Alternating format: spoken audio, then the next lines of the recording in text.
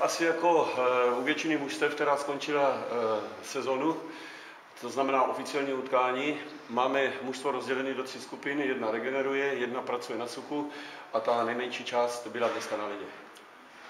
Vy osobně jste se rozprávali s vedením klubu aj o najbližšej budúcnosti, o vašich predstavách alebo o ďalších perspektívach klubu?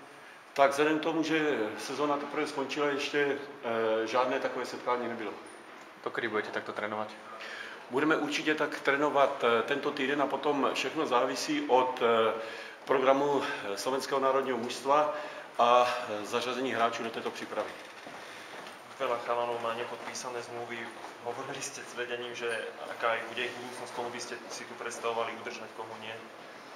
Už v minulosti jsme o tomto s vedením klubu mluvili a tato otázka je určitě vhodná na generálního manažera, sportovního manažera. Takže ide to úplně mimo vás, dá se povedať táto vec? Tak jak jsem už řekl, hovořili jsme o této situaci, já jsem se k tomu už vyjádřil. Vy osobne, brankára Janusa by ste tu chceli udržať, alebo máte nejakú adekvátnu náhradu vyhliadnú?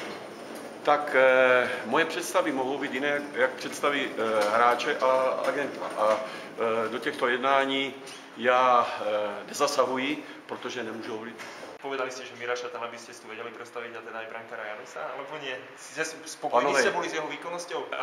Nutíte mě do odpovědí, které vám nemůžu dát.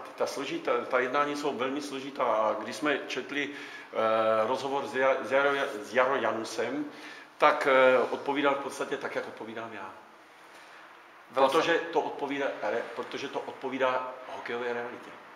Veľa sa hovorilo o príchode Ružičku. Vy ste už o tom hovorili asi s vedením klubu, vedeli ste o tom, ste spomínali v jednom rozhovore. Už ste si to vyjasnili všetko, ako to bolo?